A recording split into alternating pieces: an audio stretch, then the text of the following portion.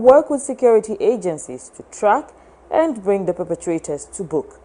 Help ECG to serve you better.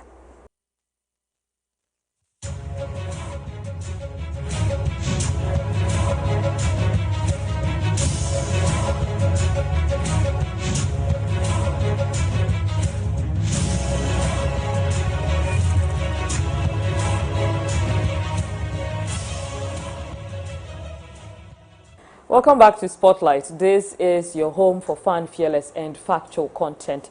Now, in the last week in Ghana, the rains have wreaked havoc across the country, with parts of Kumasi being the worst hit. A lot of damage has been done to property and lives. We're speaking with Mr. George A.C. from NADMO, Dr. John Kisi from the Ministry of Works and Housing, and Michael Paddy from Ghana Meteo. We want to understand exactly why these floods continue to occur and how we can navigate them, as the rains are not stopping anytime soon. I'm going to go to Mr. Michael Paddy first, but before that, gentlemen, you're both welcome. Mr. George A.C. has not joined us yet. He'll be doing that in the next few minutes, but Dr. John Kisi and Mr. Michael Paddy, thank you for your time and welcome to Spotlight.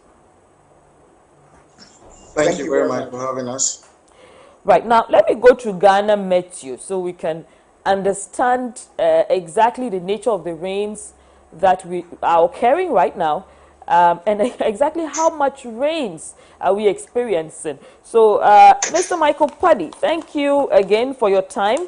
But what has Ghana Meteo observed about the rain so far? Yeah, thank you very much. We are in the month of June, and everyone in Ghana knows that in June it rains. Conditions are favorable for the production of rain. Atmospheric conditions shows that we could get so much rains at this time, just as we've been getting. So it is our responsibility to let the public be aware, which the Ghana Meteorological Agency has been doing. So we just have to let the public know that this is what we have to experience at this time, and we expect the situation to even continue. You expect the situation to continue, or are we expecting it to worsen or just remain at the level that we have right now?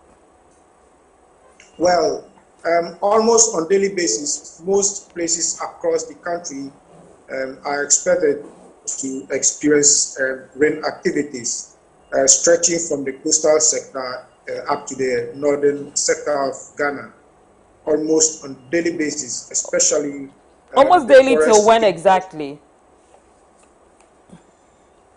On daily basis, it can happen in the morning, in the afternoon, at any time, since we are in the season. And satellite observations have shown that there are storms still tracking towards the country, which places are expected to get some rain activities. Mr. Paddy, when does it slow down? Towards August? Yes, currently the southern sector of the country is in the major rainy season, and June happens to be the peak of the major rainy season. So what it would mean is that we will get so much rains than what we've been getting from the beginning of the year. So from the beginning of the year, okay. We expect quite heavy rain. But Mr. Paddy, is this rain, are we supposed to expect more in some parts than others? For example, Kumasi seems to have received more rainfall comparatively. Are there particular areas that you are expecting to receive more rainfall? Yes. Places like the Volta region, Eastern region, parts of Greater Accra, Western Central, and even up to the Northern sector. We expect some places, localized places, to experience quite torrential rain to compared to what Kumasi experienced. Kumasi experienced, what we measured was about 100 millimeters, slightly above 100 millimeters. And some localities has also experienced such amount of rains. This 100 millimeters, was that more than what Accra received? Because we know Accra also received rainfall, but Kumasi seems to have received more. Yes, what Accra recorded on Saturday was just around 40 millimeters. So what Kumasi experienced the other time was quite heavy or more intense than what Accra experienced. So for Kumasi, people in Kumasi, for example, was this a one-off for this period, or will there be more incidences of this 100 millimeters and above? Yes, it's likely because places around parts of eastern region have also experienced such amount. Parts of the Volta region have also experienced quite heavy rains. But the location, the geographical location might be the issue. If you are in a valley, then the impact will be more than areas which are on elevated grounds. Now, these rains, the people within these areas, what do they do right now that the rains are coming? Do they just sit down and wait for the disaster to occur? Is there, you know, for example, is even the Meteo agency putting out information as the days go by so that these people are aware of exactly the nature of rainfall they are expected to receive? Well, as for the Ghana Meteorological Agency, we issue forecasts regularly and frequently, even than before. So I think maybe the public or the authorities might have to come in order to reduce some of these fatalities. Mr. Paddy, is this normal rainfall, the measurements that you have so far? Is that a normal measurement for this time of the year in Ghana? Or is this year's rainfall higher than previous years? Oh, it's quite normal because there had been times that we experience or measure more than 100 millimeters of rain. So it's not abnormal at all, especially for this June. If you could remember, on June 3rd, 2015, Accra was able to record up to 200 millimeters in a single day.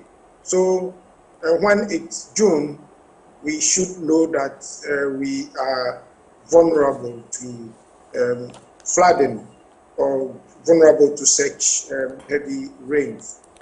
Thank you, Mr. Kisi, Mr. Michael Paddy from Ghana Meteo.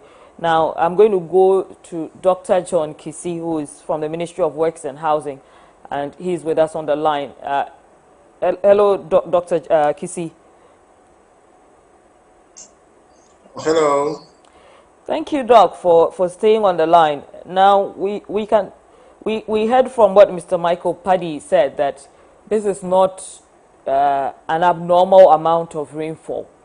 But before I get into that, what is the observation from the Ministry of Works and Housing about the present situation of flooding that has occurred from Kumasi and parts of Accra? Well, thank you very much once again for having me on your program and for giving us the opportunity to communicate with Ghanaians and some of the efforts that the ministry is making in relation to reducing the flood risk that we are exposed to as a country. Well, first of all, we haven't observed much difference in terms of Accra. The hotspot areas. What I would say rather is that a number of projects that have been done have improved the situation, in terms of what we would have observed. I mean, there are some hotspot areas that we are currently undertaking projects to address, but I will come to that later. I will talk about Kumasi. Yes, Kumasi, we have observed that areas that didn't used to flood before have recently experienced flooding. Dr. Kisi, I don't mean to yes. cut you, but what is peculiar about Kumasi situation right now, that we have some 100 millimeters of rainfall, which is not the highest it has received, and yet we are experiencing such high levels of flooding. As of yesterday, several bodies had been retrieved, about 7 bodies. Last week, we know that a child drowned. There were 2 others who were injured. What is peculiar right now about the situation in Kumasi? Well, yes, that's exactly what I was coming up to, because I started by saying that I was with the Minister for Works and Housing yesterday at Kumasi, along with our technical team, to try and understand, exactly what was going on in Kumasi, and why is it that areas that didn't used to flood before have recently experienced flooding. Now, we visited specific locations that flooded, and I would recount each of them what we observed. I'm sure there will be need for further investigation into the wider flooding incidents, but these are our observations. Now, we went to Asafo. It's an area that experienced flooding, the Asafo market. Now, when we got there, we realized that a building had been put up in the path of a drainage, where it's supposed to, the drain, where the drain was, a building had been put up and the drain was covered. Now, if you do that, you stop flow of water, and obviously it will then back up and cause problems to people. And so when we went there, the people in the market were very upset, but at the same time, we were very happy that the minister had put a stop to whatever else he had to do to come and observe and see what exactly, the challenges they were having. Now, the minister, clearly that was man-made, to build in a way of a drain. It's man-made. And so the minister instructed that the building be pulled down, and Dr. whilst Kisi, we were still there, we saw the city authorities taking steps to remove that building. So that is one observation. Dr. Kisi, where were the Yes. city authorities when the building was going up? Yes. It Well, seems very reactionary, because you wait for the flood to occur, then we go there and we say that, somebody has put a building in the path of the drainage. Where were the planners? I absolutely agree with you, and that is one thing that we as a people need to address, because talk of the city authorities, talk about the people in the community, who also observed and saw this happening. Perhaps they raised objections, but perhaps maybe not strong enough. So clearly these things shouldn't be happening, and our city authorities need to be up and doing. And that is why the Minister for Works and Housing called on the MMDAs, to make sure that the planning regulations, our building codes, and our planning laws are being respected. So that is just one example. Now we want to KJTR, and you may have seen on social media some of the videos and photos of some huge logs being removed from the drains. No one knows how they go there, but clearly if you have such material in the drainage system, then water will not flow. And so, right after those logs had been taken out of the drain, there was free flow of storm water, and the flooding subsided. So again, that is clearly, an avoidable situation. Dr. Kisi, now let me just come in there again.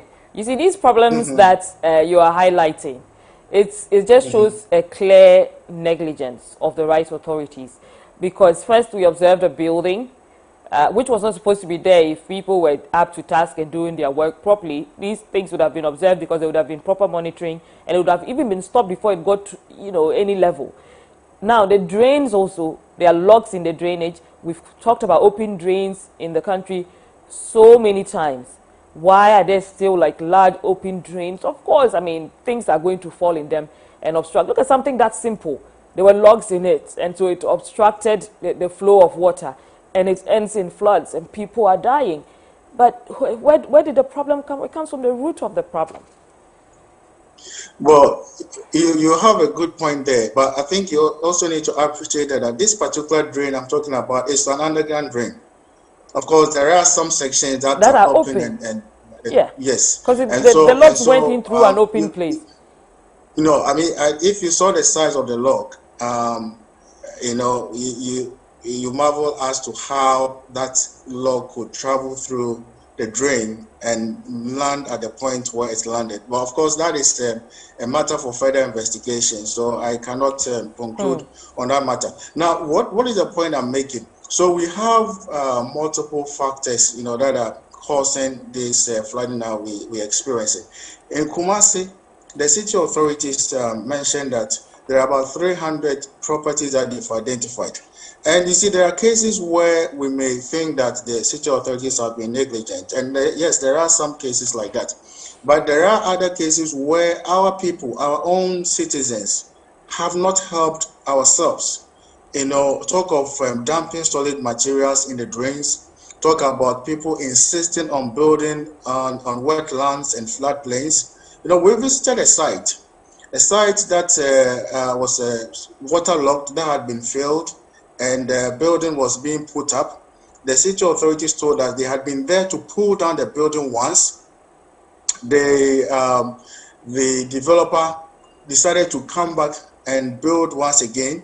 And when they went there to confront him, he actually threatened them to shoot them. So again, the minister instructed that building should be pulled down. So you see, we have situations where city authorities could do much better, but we have situations also where our own people are not we are not helping ourselves. Dr. Kisi. And let me talk about what the government has been doing, because I think we'll come to that in a moment.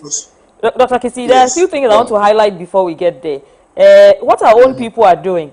Yes, I agree that our own people are doing probably activities that they're not supposed to do, which are contributing to these situations. But these are the same people who are very law-abiding in different countries. So when we find that they continue to be, flouting the rules in Ghana, it means the issue is coming from enforcement. Because if it's not being enforced, typically most people will be lawless when they realize that they can get away with it. Now, when you mentioned also that there was another building that the minister had instructed for it to be pulled down. And previously, they had highlighted it and the developer had continued. What happens to these persons like these? Because if it was highlighted before and he ignored, all those requests and continued to build, and then the next time we go there, are we only asking him to pull it down again, or is there going to be some stiffer sanction that prevents other people from doing that?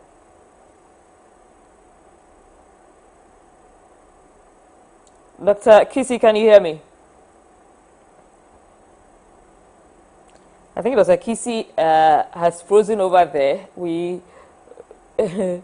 I hope it's not to avoid answering my question, but I'm going to come back to Dr. Kisi shortly. In the meantime, we still have Michael Paddy, who's from the Ghana Meteo. Mr. Paddy? Yes. Yes, there's a few more questions.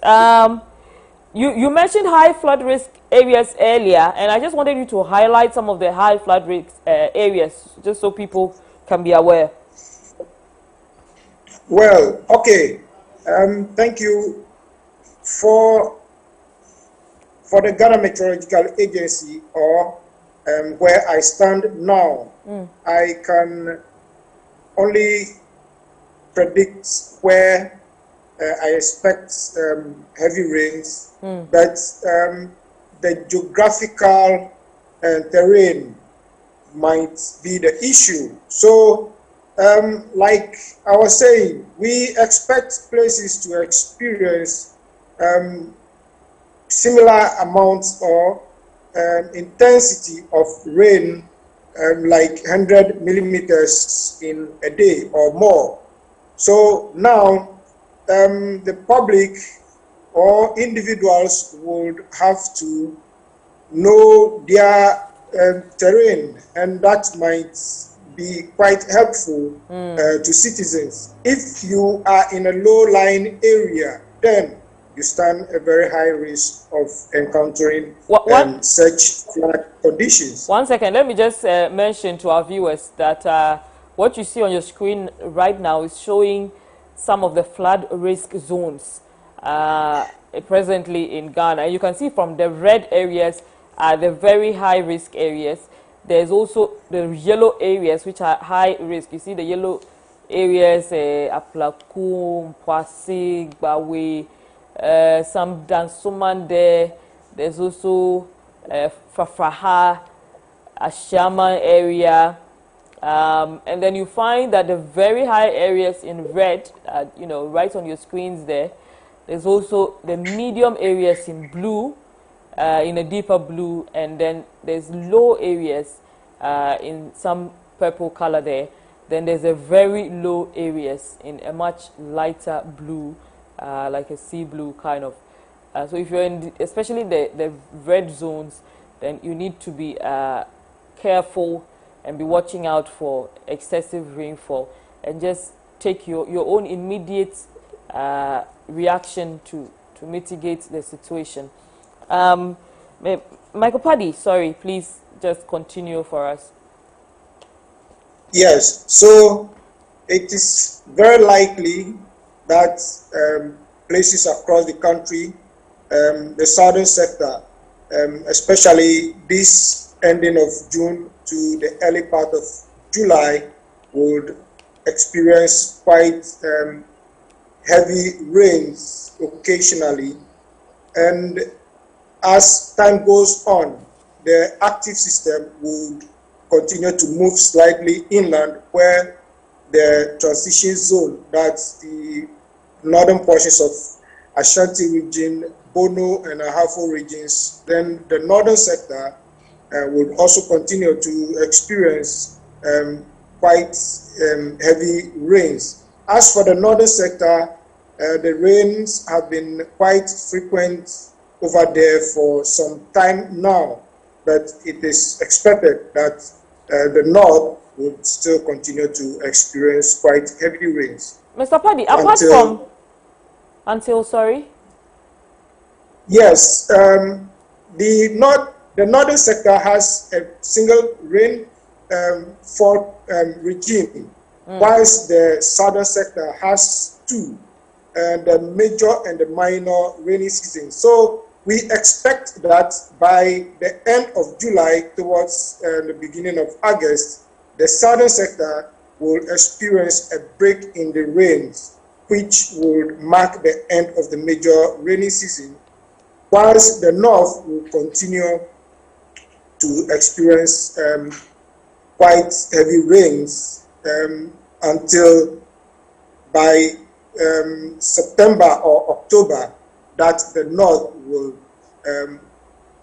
would get to the end of the single rainy season. Mr. Paddy, then we expect, apart yes, from the geography which you have mentioned in your analysis earlier, what other issues have you observed to contribute to these floods? Yes, atmospheric conditions have been favorable, especially over the ocean, which would bring so much moisture to form clouds, and that is what has been realized, that has been established over the Atlantic Ocean. Previously, the situation was quite different, but now conditions have been established which we expect to bring so much moisture, and that is exactly what we are seeing. Thank you so much, Mr. Paddy. Let me go back to Dr. Kisi, who has joined us again on the line, and let him just land with the explanation he was given earlier. Dr. Kisi, are you back on the line? I am back. Thank you very much. Okay, thank you too for... Sorry for the network. Okay. We're speaking with Michael Paddy earlier, who's a senior meteorologist at the Ghana Meteo Agency. But Dr. Kisi, if you can hear me now, initially I was asking before you went off, I thought you were dodging my question, in fact. If you can hear me, just let me hear that again.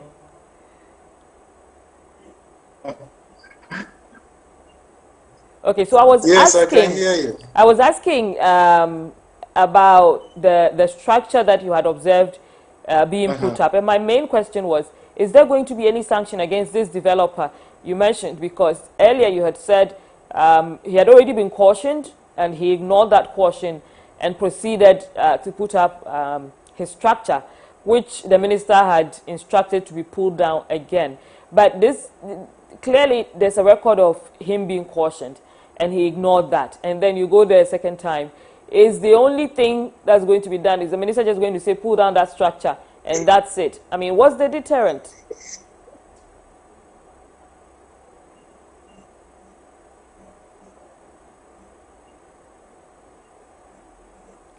Okay, I think we are still having... Oh, yes, you're right. Particularly with reference to threatening the city officials.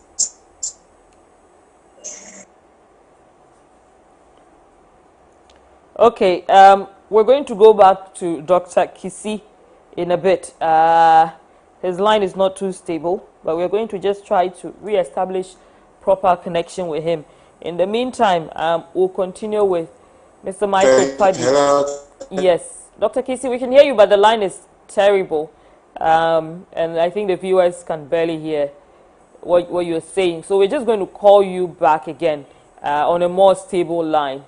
So we can hear you. Yes, hello? Right. Right, you can... Are you clear now? Sure. Yeah, Dr. Kisi, are you clearer?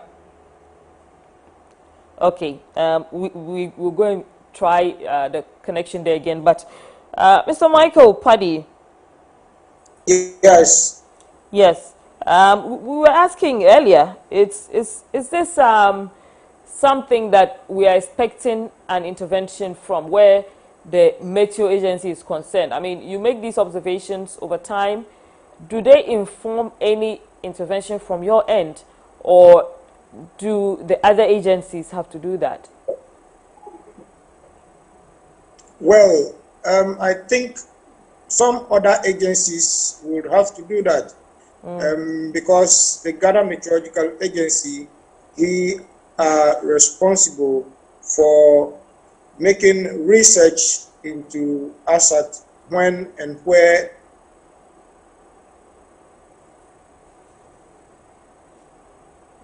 That's I think we're having problems there with Mr. Michael Paddy also.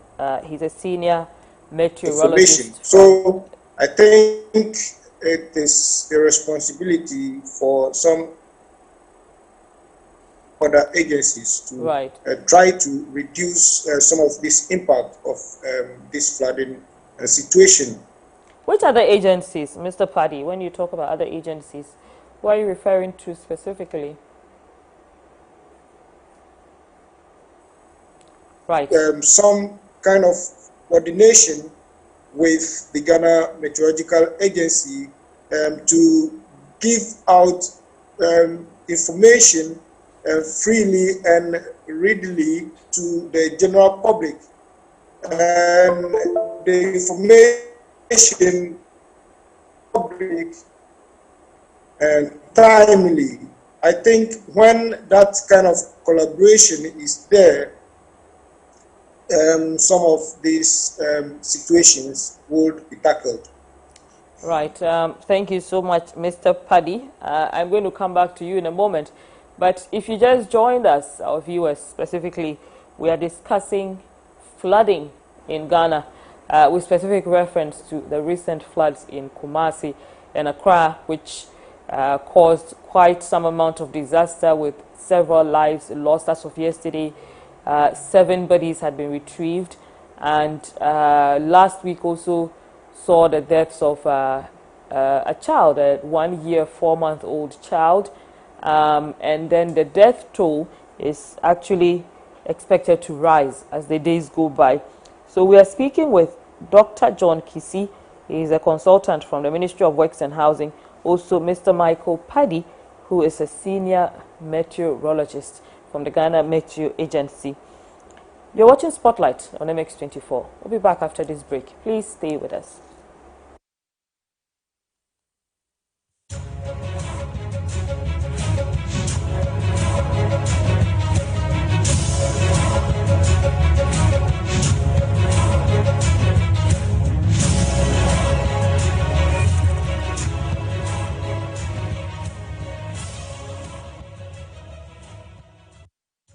Pepsodent introduces charcoal and lemon essence.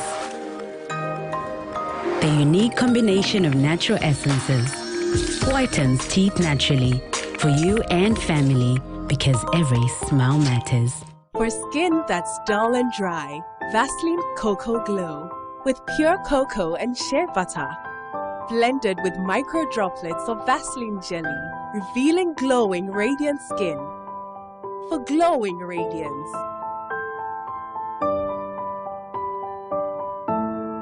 Smiles are one of the most important things we have. Globally, 1 in 2 children suffer from cavities. Pepsodent with maximum cavity protection repairs tiny holes before they become cavities. Because every smile matters.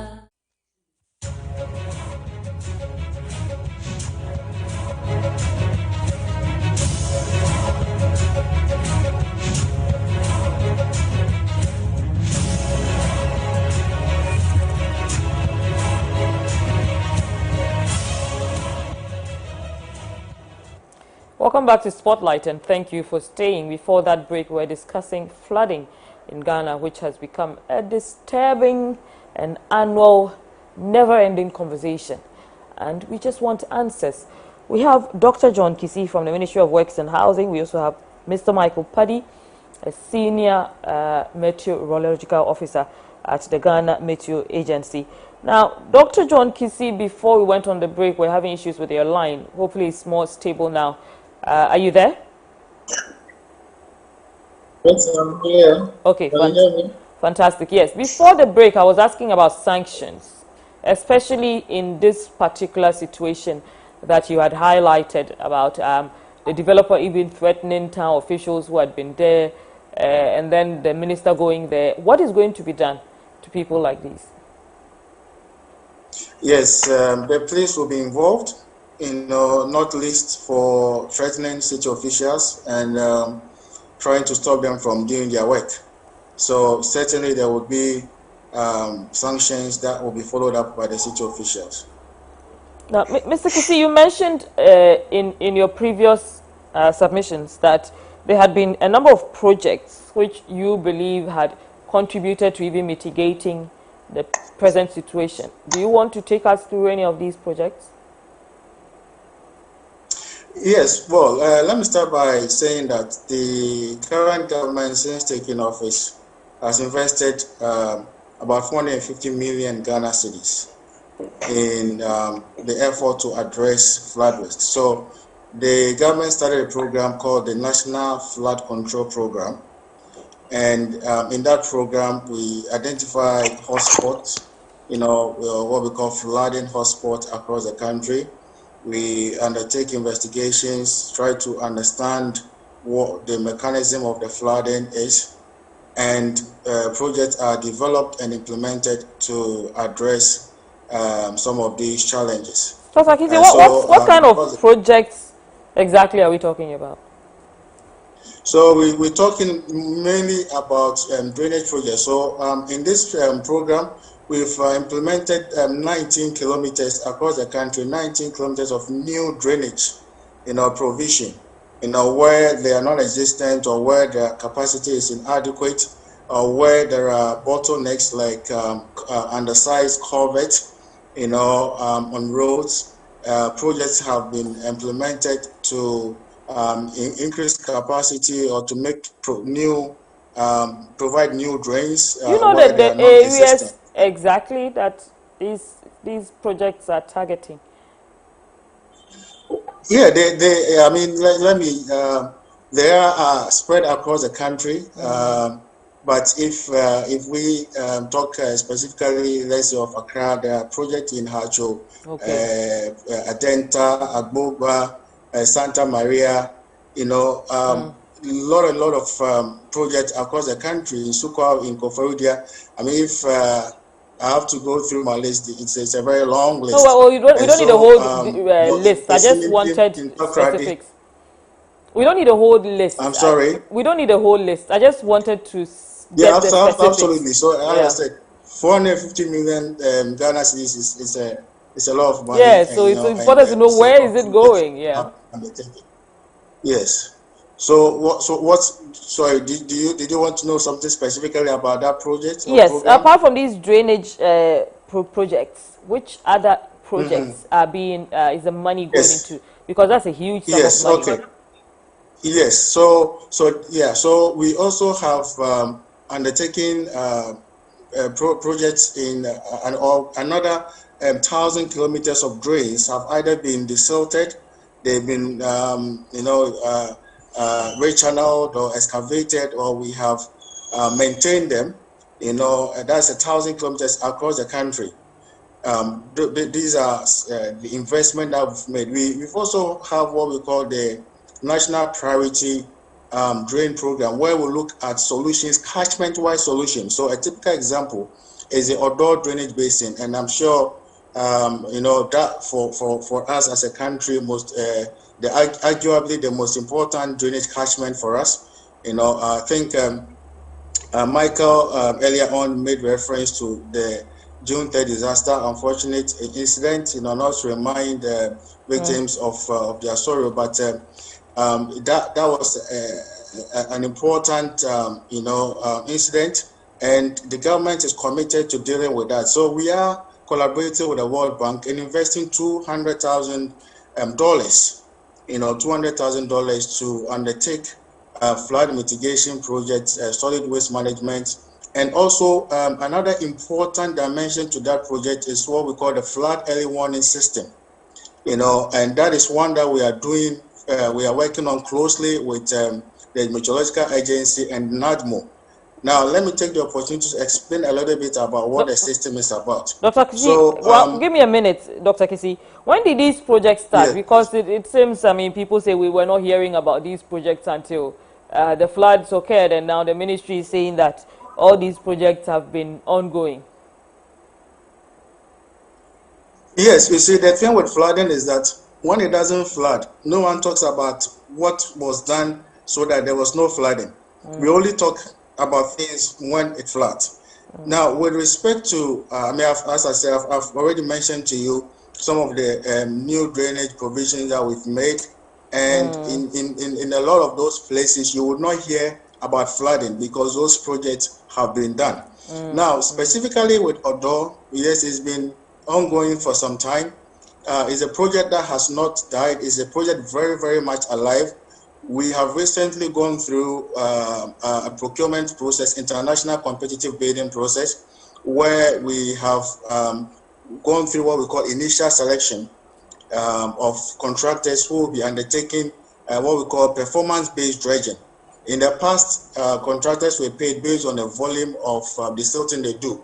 Now we're going, but the way we're going is that we are paid according to performance. So we specify that we do not want silt levels to reach, we do not want silt to reach a certain level, and the contractor is supposed to do that, only for them to be paid. If they don't meet our target, they don't get paid. So that is ongoing. In the meantime, Dredge Masters is continuing with their dredging. You may have seen the Kole Lagoon has been dredged. They are, dredging other parts of the Odo Channel. So that project is ongoing. There's also detailed design ongoing. We are engaging an international consultant in detailed design, also to again mitigate the flood risk within the Odo drainage channel. We're looking at detention ponds upstream.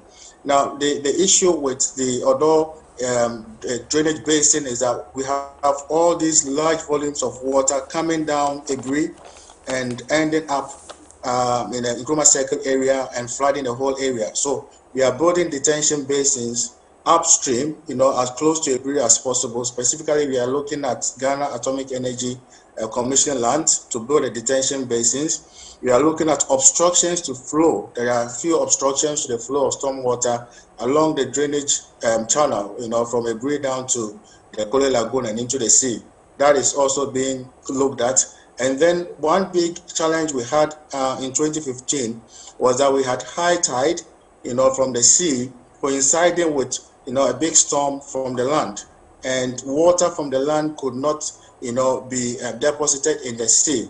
And so it had to surcharge, it had to flow back. And that was a big part of the problem that we saw on that occasion. So we are undertaking, we are redesigning the outfall into the sea, to make sure that that does not happen again. So these are ongoing projects, and these are not the only projects. We are using Odo as a model, and we'll be looking at other similar catchments across the country, and we'll be implementing similar interventions, including the flood early warning system. Dr. Kisi, there are some other areas that have been identified as flood prone, especially in the recent floods, and there's the West Hills Mall area. I don't think I heard you mention that in, when you were speaking about the areas that are benefiting from these projects. There's Kaswa, which feeds into the West Hill Mall area, some parts of Shiashi, some parts of Sprintex. Are any of these projects going to benefit these areas? Yes, these are areas that are being looked at as we're looking at catchment-wide solution. We believe that the Oponglo or so Legon area would have some benefits. Going towards Legon, yes. Yes, they have some benefits from the work that we will do upstream in terms of the detention ponds that we're going to build there. We also have, as I mentioned, the national priority or major drainage projects. So apart from the flood control program that I mentioned, we also have the priority drain project. Again, that will be looking at catchment-wide solutions, including catchment like Lafa and Jaw, which are areas that we believe have to be prioritized. And I'm sure you would agree with me that no country can do this all at once. And so we prioritize. We see which areas are the worst hit, which areas have the greatest impact on the lives and livelihoods of our people, and we prioritize those areas. And it was for that reason that we prioritize the Odo drainage channel, and other channels are currently being looked at, and they're hoping to secure additional funding from finance to undertake those projects. Let me also add that, sorry, go on.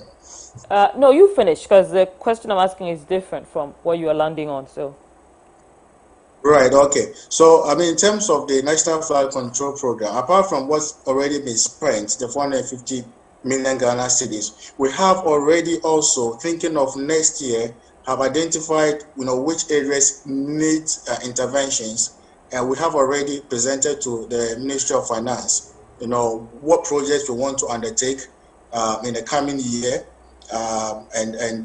We are hoping that we'll receive commencement sooner than later, so that preparatory works can be done for implementation as soon as possible. Mr. Kisi, are you saying that next year we should be expecting less flooding or less damage coming from these floods? Yes, that is exactly what I'm saying, because as I said, the investment that we've made have made a lot of difference. If you go out to some of those communities where we've implemented, the National Flood Control Program, they will testify, they will talk about what difference the interventions have made. And that gives us the encouragement to want to do more and to do it, sooner than later. So that's exactly what I'm saying. Who are you working with? NADMO, Ministry of Sanitation. Who are you working with for this flood control program? We work with all of them. NADMO kicks in when there's actual flooding, but I mentioned in terms of the flood early warning system that we are developing, we are working very closely with NADMO and the Meteo also Agency. With the Meteorological Agency, yes. What about NCCE? Because there's a bit of education that should go into this with the public. Who is going to handle that part? No, that's a very good point. We in our programs and our briefing sessions, our minister on at his Meet the Press on Sunday, they talk about it. But you are right, the NCCE perhaps could get a bit more involved and also assist, in getting the message out there. And how collaborative is this within the communities? Because, for some areas, chiefs are basically almighty. Are we involving from this level, people from all this level? For some people, when the chiefs speak, they listen. Are you involving the local authorities in this project? Yes, if we take typical example of the Odo project, there's a lot of engagement going on. We have all the beneficiary MMDAs on board. We have the Ministry of Local Government on board. We do have regular interactions with all of them. And they are all very much, again, you mentioned Ministry of Sanitation and Water Resources. They are very much on board as well, of course, because of the interaction between solid waste and its impact on flooding. They are very much an integral part of our effort to tackle the challenge that we have as far as catchment-wise solutions are concerned. Dr. Kisi, I'm going to come back to you in a moment, but there's a question here from a viewer that I think Mr. Paddy should take, and he's asking about climate change. Mr. Paddy, you didn't mention this as part of the reasons why we are observing these high rainfalls and some of them causing disasters. But someone is asking if climate change has anything to do with the high rainfall. Thank you.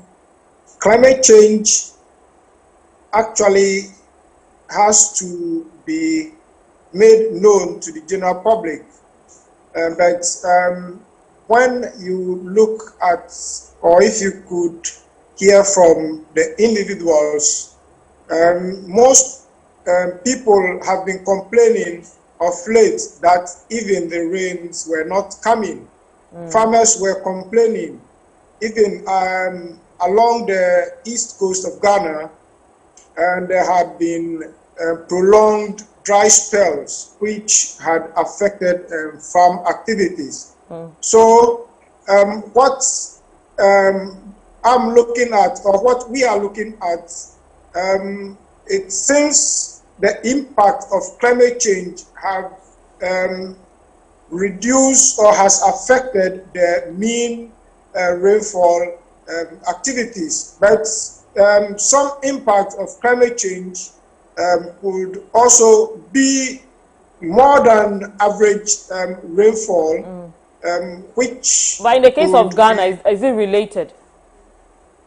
Yes, it is, because such heavy rain or intense rains are not on a wide coverage. They happen just on localized basis. If you could remember, during the early part of this year, some places of Akufo-Addo were devastated by heavy rains accompanied by very strong winds, just on localized basis. So these are some of the impacts of climate change. Thank you for clarifying that. But where the public is concerned, you know, how can we explain climate change better to the regular Ghanaian to understand their role in these issues? Yes, you see, locally in Ghana, we should realize that we are also experiencing climate change. Because if you look at the weather conditions, for some time, okay, previously, like 10 years ago, we used to experience harmattan, severe harmattan, even in Accra during Christmas.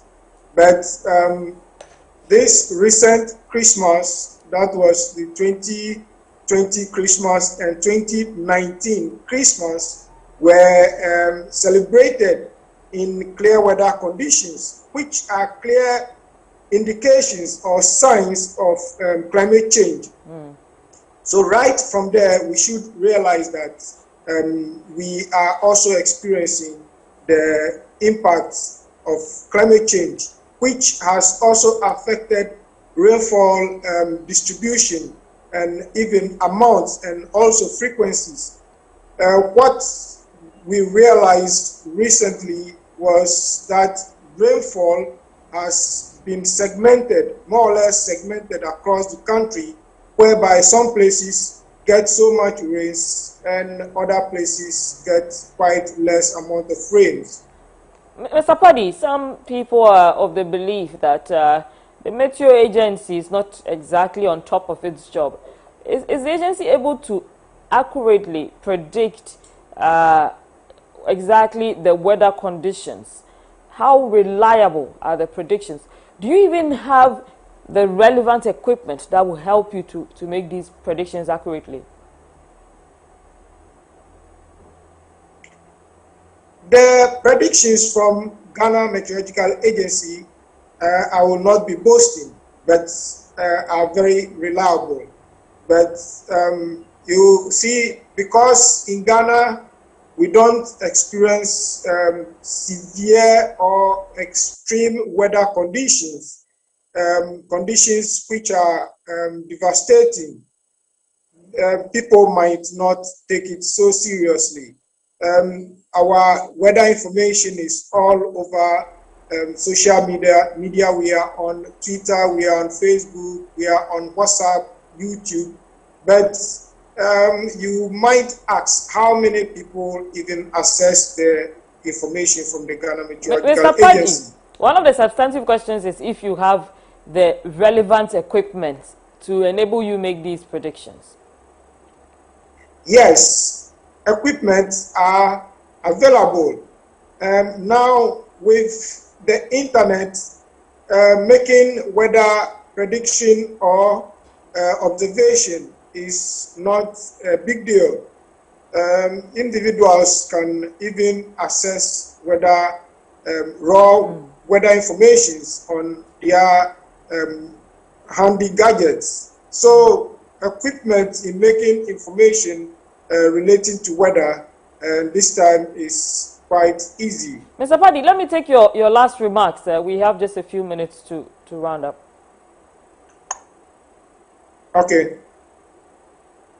We would advise, I would like to advise the general public to stick to weather and climate information from the Ghana Meteorological Agency.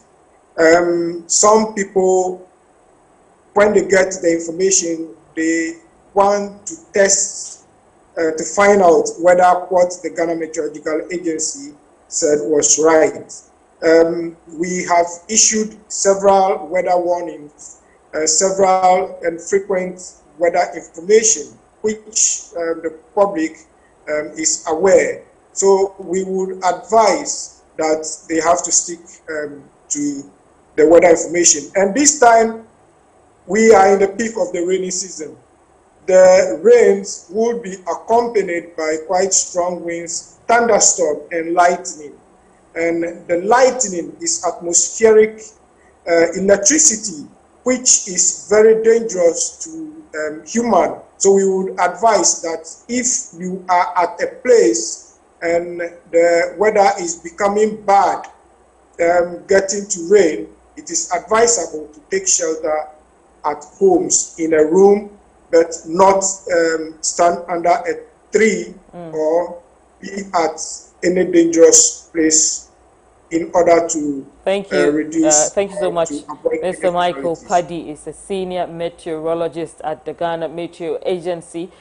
He has been sharing some insight into the role of the Meteo Department, Meteo Agency, in these floods that we've been experiencing.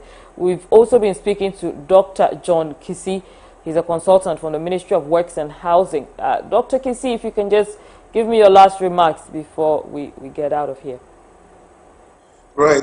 Thanks very much, Nong. I just a little correction. I'm a technical advisor at the ministry. Okay. My final remarks, I think that government is doing so much, to keep us safe. We can help ourselves also. Let's all, take this challenge. Let's complement the effort of government. Let's desist from putting household solid waste in the drains.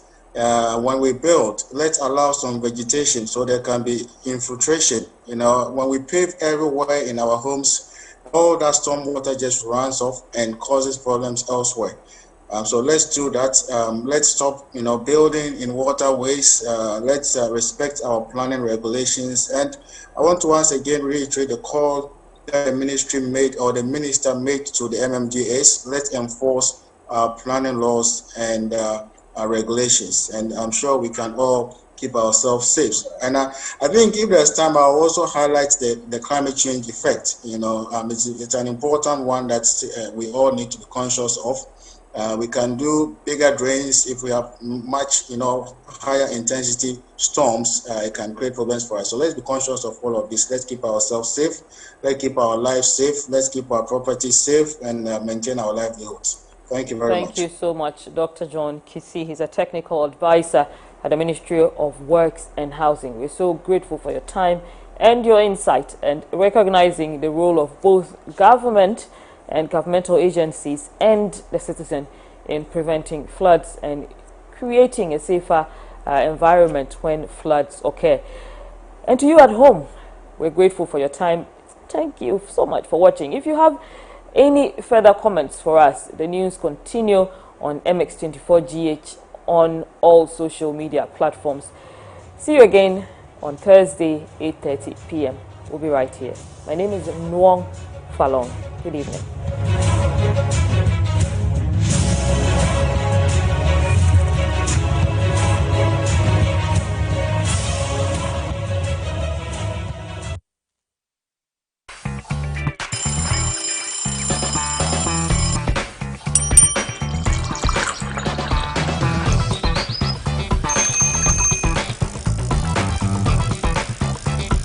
Across Africa, nations are beginning to trade among themselves like never before, creating the largest continental market the world has ever seen. On the Single African Market Program, we will show you how products and services will be crossing barriers as the continent and its people embrace a single market in a sustainable manner for growth and development to meet targeted UN development goals. Congratulations, Your Excellency. Get the latest update on all opportunities from the Continent's Trade House. Know the success stories and how challenges are being addressed. Africa is ready to trade among itself and the world, so are the people. The Single African Market is the voice of businesses that trumpets the vision of Africa everywhere, in association with the Government of Ghana, CFTA Secretariat, International Chamber of Commerce, Business for Peace Foundation, GIZ, UNECA, and UNDP.